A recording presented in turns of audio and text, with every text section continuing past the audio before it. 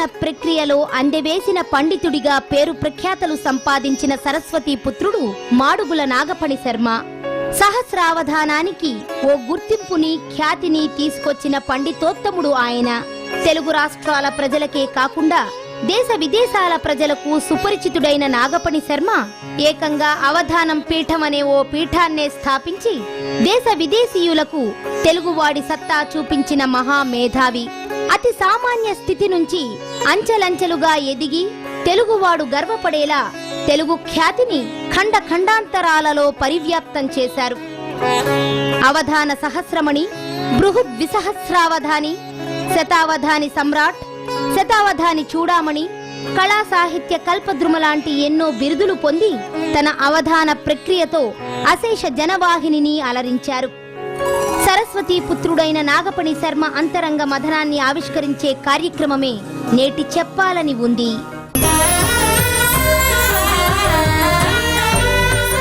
గురుగారు నమస్కారం అండి. తల్లి ఆశీర్వచనం అమ్మ. చెప్పాలంది కార్యక్రమానికి స్వాగతం. సాక్షాత్తు సరస్వతి పుత్రులు మీరు. ఈ రోజు ఇలా మీతో కూర్చుని మాట్లాడడం చాలా సంతోషం అండి. మీరు అవధానం ఆత్మవిద్య అన్నారు. అది ఏంటి, మామూలు విద్యకి ఆత్మ విద్యకి తేడా ఏంటి? అంత గొప్ప పదం అసలు ఆత్మవిద్య అనేది. మీరు బాగా గుర్తించారు. ఎప్పుడో నేను అన్న మాటను మీరు చాలా సరిగా పట్టుకున్నారు.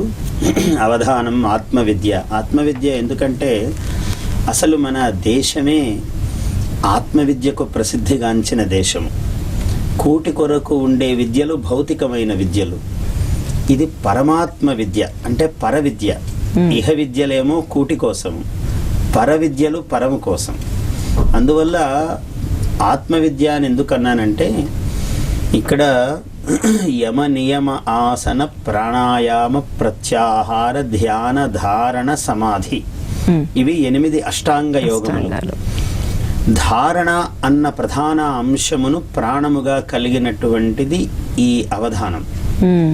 కాబట్టి అష్టాంగ యోగములలో అత్యంత కీలకమైనటువంటి ధారణ అనే ఒక సోపానమును, సమాధికి ముందు మెట్టు ఈ ధారణ. అట్లాగే కవిత్వం అనేదే సమాధి. ద పొయట్రీ రికలెక్ట్స్ ఇన్ ట్రాంక్యులిటీ అన్నారు. దీన్ని ఆత్మవిద్య అని ఎందుకన్నానంటే కవిత్వము, అవధానం అన్నది, అవధానములో 2 గొప్ప గుణాలు ఉంటాయి. ఒకటి ధారణ, ఒకటి ధార. అంటే కవితా ధార, దానితో పాటు ధారణ. మామూలు కవి ఎప్పుడైనా ఒక ఇది చెప్తే మళ్ళీ ఆయన ఆ కాగితం పట్టుకుని ఆ పద్యం చదువుతాడు. అవధాని అయిన వాడు ఒకసారి చెప్పిన పద్యాన్ని తన మస్తకమే పుస్తకముగా ధారణ చేసి మళ్ళీ చెప్తాడు. అందుకే అవధాని, కవి, ఈ 2 ధర్మాలు ఉన్నాయి ఇందులో. ఆత్మవిద్య అనడానికి హేతు ఏంటంటే బ్రహ్మానంద సబ్రహ్మచారి రసహ, కావ్యము వల్ల ఏ ఆనందము కలుగుతుందో అది బ్రహ్మానందముతో సమానమైనటువంటి ఆనందము అన్నారు మన వాళ్ళందరూ. మన ప్రాచీన అలంకారికులందరూ అలా అన్నారు. అందువల్ల కావ్యానందము తత్తుల్యం. కావ్యం అంటే ఏమిటి? శబ్దమే కదా. శబ్దార్థ శరీరము కావ్యము.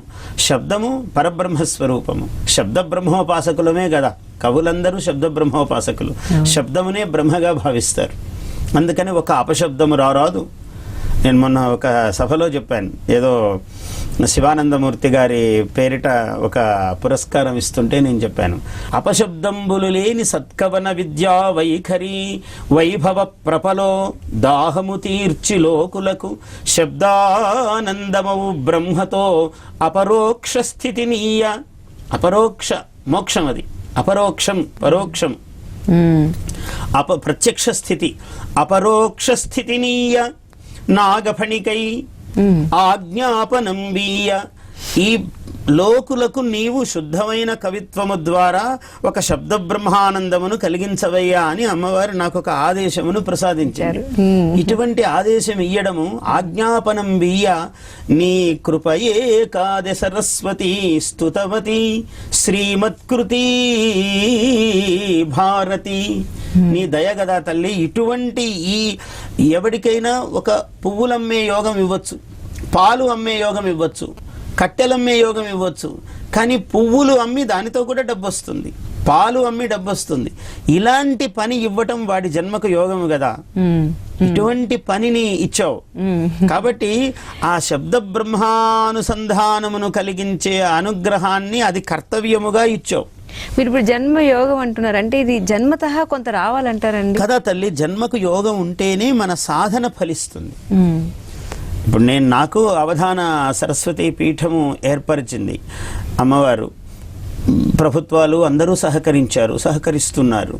దాని ద్వారా ఏం చెయ్యాలి, జ్ఞాపక శక్తి ఎలా పెంచుకోవాలి అనేది నేను శిక్షణ ఇస్తున్నా. ఇంకా అవధానులను తయారు చెయ్యాలన్నది కూడా నా ప్రధాన ఉద్దేశం. ఒకరో ఇద్దరో వస్తున్నారు. అవధానిగానే కావడానికి ఏమిటంటే వాళ్లకు జీవితము త్యాగం చెయ్యగలిగిన ఒక దర్పోద్ధతమైన మనస్సు కావాలి. ఇవాళ భౌతికమైన విషయాలకు ప్రాకులాడే రోజులలో అంత నిష్ఠా దీర్ఘకాలము వేచి చూడటము సాధ్యం కాదు. తల్లిదండ్రులకు ఉండాలి, పిల్లలకు ఉండాలి. అసలు వాడికి ఉండాలి, పుట్టిన వాడికి నేను ఇది కావాలని ఉండాలి. మా నాన్న నన్ను ఐఏఎస్ ఐపీఎస్ చేయలేదు, ఏం పెద్ద విషయం కాదు. అంటే మీకు ఎప్పుడైనా అనిపించిందా గురువు గారు, అంటే ఇంత ధారణ అంతా ఉంది కదా, ఆ ఫీల్డ్ లోకి వెళ్ళి ఉండవలసింది అలా అనిపించదు తల్లి.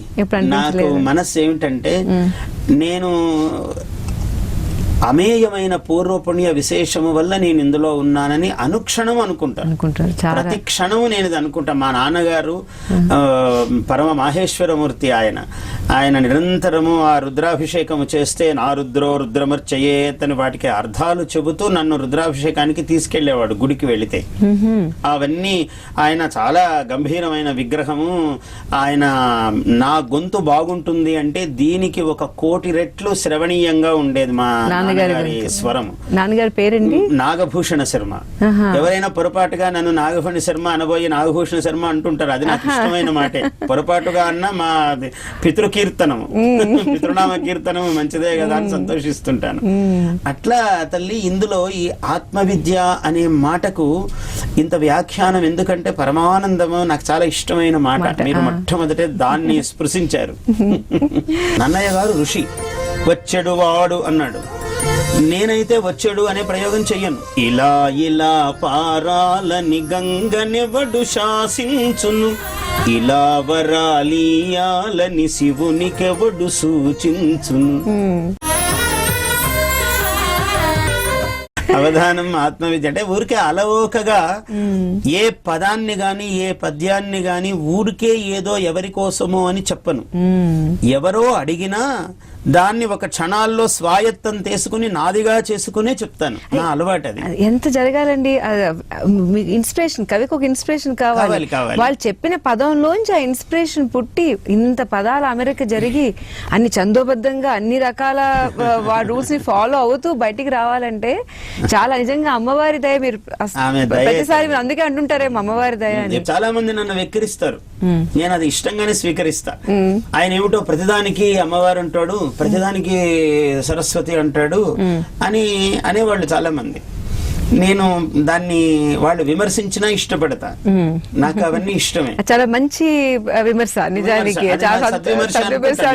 నేను ఏ విమర్శనైనా సద్విమర్శ అనుకుంటా. నాకు అమ్మవారి అనుగ్రహం ఇచ్చింది, అలా భావించే యోగ్యత ఇచ్చింది. ఒకనాడు షికాగో నగరంలో పెద్ద అవధానం చేస్తున్నాం. ఆయన ఏదో అడిగాడు. ఆ నిర్వాహకుడు ఒక రెడ్డి గారు, ఆయన అన్నారు, ఇది అద్భుతంగా జరిగేటట్లు మీరు ఆశీర్వదించాలి అన్నాడు. నేను మిమ్మల్ని అలా ఆశీర్వదిస్తున్నా, ఇది ఇంతకుముందు జరిగి ఉండదు, ఇలాంటిది ఇదే జరుగుతుంది. మళ్ళీ కావాలంటే మళ్ళీ మీరు నన్ను అడిగి నేను వచ్చి మళ్ళీ అలా అయితేనే మళ్ళీ ఇది జరుగుతుంది అంటే నా భవిష్యత్తు అని అనను. నేను మరి కవిని, శబ్దోపాసకుడను కాబట్టి శబ్దము మంత్రము నాకు. నేను అపశబ్దం ఎట్టి పరిస్థితుల్లో పలకను. నాకు కొన్ని వేల పద్యాలు ఉంటాయి. వచ్చెడు వాడు ఫల్గునుడవశ్యము గెల్తు మనంగరాదు. నన్ను ఇక్కడ కూడా విమర్శించవచ్చు ఎవరైనా, కానీ ఇది ఆ దృష్టితో చెప్పటంలే. నన్నయ్య గారు ఋషి, వచ్చెడు వాడు అన్నాడు. నేనైతే వచ్చెడు అనే ప్రయోగం చెయ్యను. నా వేల పద్యాలు ఉంటాయి. ఎడు ధాతువుకు వచ్చు మీద ఎడు వస్తే వచ్చేడు వచ్చేడి అవుతుంది. ఆ చెడి చెడు అనే శబ్దాలు వస్తాయి కాబట్టి అవి నేను ప్రయోగించను. నా తపస్సు అది. అంటే ఇప్పుడు మీరు ఏ పద ప్రయోగం చేసినా అవి లేకుండా, చెడు అనే మాట రాకుండా చేస్తా నేను. ఎవరైనా అపశబ్దాలే కదా ఇస్తారు దత్తపది అని, వాటిని నేను మళ్ళీ రిపీట్ చెయ్యను. రెండవసారి పలుకను, పలక్కుండా నేను సరి చేసిన తర్వాతే పలుకుతాను. అలవాటు అది. నాకు శబ్దం మీద అంత పట్టు కాదు, అంత పట్టుదల, నిగ్రహం. నాకు ఏమిటంటే ఇలాగే ఉండాలి అని. అందుకే శిల్పము చెక్కినట్లుగా ఉంటుంది పద్యం. నేను ఆశువుగా చెప్పినా కూడా అది శిల్పము చెక్కినట్లు ఉంటుంది పద్యం. అంత వర్క్ మైండ్ లో ఎంత తొందరగా జరగాలండి.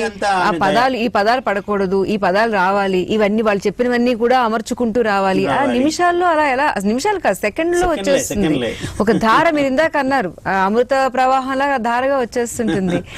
అదేంటి దీనికి చెప్తాను చూడండి. అంటే దాని మీద అంత నిష్ఠ ఉంటుంది. ఆ వేదిక ఎక్కుతుంటే ఎవరు అవధాన గాంధర్వం అని పేరు పెట్టారు దానికి నేను ఆ సభకు. నాకు ఆ గాంధర్వ విద్య అంటే ఇష్టం. అంటే గాన లక్షణం నాకు సహజంగా. నేను అంటల్లో నా పద్యం అయిపోతుంటుంది అక్కడ. అది రహస్యం. నేను ఆ రాగములో ఎప్పుడు జనం సమ్మోహితంగా ఉంటారో అందులో నాకు సాహిత్యం నిర్మాణం అయిపోతుంది. నాకు ఆ రాగము లేనిదే రాదు. నేను చెయ్యి ఇట్లా అనందే రాను. దాన్ని కూడా నవ్వుతూ ఉంటారు సరదాగా అనుకోండి, గురువు గారికి చేయి పట్టుకుంటే పద్యం ఎట్లా చెబుతారని. నాకు ఇలా అంటేనే పద్యం నడుస్తుంది. అది నా అలవాటు, అది శైలి. అట్లా ఆ పద్యం అలా గాంధర్వం అని పెడితే ఎవరో అన్నారు, మీరు పద్యాల కార్యక్రమాన్ని పాటలు పెట్టి పల్సన చేశారన్నాడు. అంటే పద్యం కన్నా పాట పల్సనే కదా నిజంగా. అయితే నేనేమన్నాను చమత్కారంగానంటే, మరి అవునయ్యా, సహజంగా జనం దాకా ప్రవహించాలంటే అది పలుసన అయితేనే పారుతుందిలే అన్నాను. కానీ మనస్సు శాంతించలే. వీడెవడో ఇంత ఘాటు విమర్శ చేశాడే అని ఉంది మనస్సులో. వేదిక ఎక్కగానే నేను చెప్పానన్నమాట, ఇలా ఇలా పారాలని గంగనెవడు శాసించును, ఇలా ఇలా పారాలని గంగనెవడు శాసించును, ఇలా వరాలియాలని శివునికెవడు సూచించును, ఊవెత్తున ఎగిరిపడే ఉన్మత్త గంగం, ఊవెత్తున ఎగిరిపడే ఉన్మత్త గంగం, సహజదయా మృదువు గదా శివుని అంతరంగం. ఉన్మత్త గంగం మహా అని వ్యాకరణ ప్రయోగం. అది మామూలుగా పాటే ఇది చూడటానికి. వ్యాకరణ శాస్త్రజ్ఞులందరికీ తెలుస్తుంది రహస్యం. ఉన్మత్త గంగం మహా అన్నాడు. ఆ ఉన్మత్త గంగం అంటే గంగ మహాప్రవాహినిగా ప్రవహిస్తూ ఉన్నప్పుడు దాన్ని ఉన్మత్త గంగం మహా అన్నాడు. అట్లా ఆ ఇలా ఇలా పారాలని గంగకు ఎవడు చెప్తాడు, ఎవడు శాసించగలడు? ఇట్లే పారు నువ్వు అంటే అలా పారితే అది గంగ అవుతుందా? కాదు. ఇలా వరాలు ఇవ్వాలని శివునికి ఎవడు సూచించును? ఆయన ఇష్టమైతే వరమిస్తాడు తప్ప ఆయన శివుడా? నువ్వు చెబితే ఇలా కావాలంటే ఇస్తాడా? నీవు ఇలా కావాలని నువ్వు అడిగినా ఆయనకు దయగలిగితే ఇస్తాడు. ఆయనే శివుడు. కవిత్వము కూడా ఎలా పారాలంటే అలా పారుతుంది, అదే కవిత్వము. నువ్వు ఏదో ఇట్లా అని చెబితే అది కవిత్వము కాదు. రూల్స్ మధ్య ఉండలేదు కవిత్వం, కండిషన్స్ ఉంటాయి దానికి. అయినా రహస్యం ఏమిటంటే దానికి రూల్స్ ఉంటాయి, కానీ అకృత ప్రయత్నముగా రూల్స్ ఉంటాయి. ఒక శబ్దమును ప్రయోగిస్తే యతి కోసమో ప్రాస కోసమో ప్రాకులాడి వేసినట్లుగా ఉండవు. ఉంటే అది కవిత్వము కాదు, సహజంగా. అందుకనే ఈ భిన్న ధర్మాలు అవధానం అంటే వాడు ఏకకాలం వాడు మహాకవి కావాలి. ఆ కవి అయిన వాడు ఎప్పుడో బుద్ధి పెట్టినప్పుడు కూర్చొని పద్యం రాస్తాడు. ఇక్కడ కవి పలకమని అడిగినప్పుడు, పృచ్ఛకుడు అడిగినప్పుడు కవిత్వం పలకాలి. ఒకటి ఆ సద్యస్ఫురణ లక్షణం ఉండాలి కవికి. చెప్పినది మరచిపోకుండా ఉంచుకోగలిగిన ధారణ ఉండాలి. అంటే కవి అయిన వాడు పరవశుడవుతాడు, రసపరవశుడై కవిత్వం రాయాలి. వీడు రసపరవశుడు కావాలి, అయితేనే అద్భుతమైన కవిత్వం వస్తుంది. పరవశుడు కాకపోతే వీడు అద్భుతమైన కవిత్వం ఆవిష్కరించలేడు. కానీ వీడు రసపరవశుడు కావాలి, ఏకకాలములో స్వవశుడు కూడా కావాలి. పరవశుడు అయిపోరాదు. అవును, చాలా కంట్రోల్ కావాలి. గొప్ప కవిత్వం పలకడానికి పరవశుడు కావాలి, పరవశుడై కూడా స్వవశుడై ఉండాలి. అబ్బా, ఇది ఆత్మవిద్య. చాలా వింటూనే దీన్ని వర్ణించడానికి అది నిజంగా అంత గొప్ప పదం కావాలి. అవధానం లాంటి ప్రక్రియని వర్ణించాలంటే ఆత్మవిద్య బ్రహ్మాండంగా ఉంది అది అసలు. నాకు చిన్నప్పుడు ఎవరి మీదో ఒక వయస్సులో ఈర్ష్యపడ్డా నేను. అదేం అవధానం, నేను చేస్తే అవధానము అని. చిన్న వయస్సు కదా, సహజం అనిపిస్తే అమ్మ నేను పూజలో ఉన్నాను, ఒక పువ్వు ఇట్లా పడ్డది. పువ్వు సహజంగా ఎప్పుడైనా పడవచ్చు, కానీ ఆ పడిన దానికి ఒక అర్థం ఉంది. నాకేమి అమ్మవారు చెప్తున్నట్టు సంకేతం అనిపించిందంటే, ఒరే నువ్వు ఎలా ఉందో నువ్వు చూపించాలి విద్యను తప్ప వాళ్ళది ఇది కాదు అనటం నీ పని కాదు, నువ్వెట్లా ఉందో చూపించు. ఇది ఒక పువ్వు ఉంది, ఆ పువ్వును పువ్వు కాదన్నావు, నువ్వు అనవలసిన పని లేదు, నీ పని కాదు అది. పువ్వు ఎలా ఉంటుందో చూపించు. అంతే నీ పని తప్ప. అలా అనిపించింది. అనిపించగానే నాకు గొప్ప వరం ఏమిటి అంటే, నన్నే విమర్శించిన, నన్ను తిట్టిన, నన్ను విమర్శించిన వాళ్లకు చాలా వైభవం కలిగింది అనుకున్నా నేను పరమానందముగా స్వీకరిస్తా. ఎవరి వైభవము మీద ఈర్ష్య పడని ఒక ఆత్మగుణాన్ని ఆమె అనుగ్రహించింది. ద్విషతావధానం చేస్తే ఎన్టీ రామారావు గారు ముఖ్యమంత్రి, ఆయన మా అమ్మ దగ్గరకు వచ్చి ఇలా 2 చేతులు పట్టుకుని, ఏమి కొడుకును కన్నావు తల్లి. నేను అనుకుంటాను ఒక సినిమా కవి కన్నా నాగభణ శర్మ ఇంకా ఎక్కువే ప్రచారంలో ఉంటుంది. మీరు అమ్మవారి గురించి చెప్తున్నారు, అమ్మగారి గురించి చెప్పండి. మీ అమ్మగారి గురించి కూడా చెప్పండి. మా అమ్మగారు ఏంటి సుశీలమ్మ.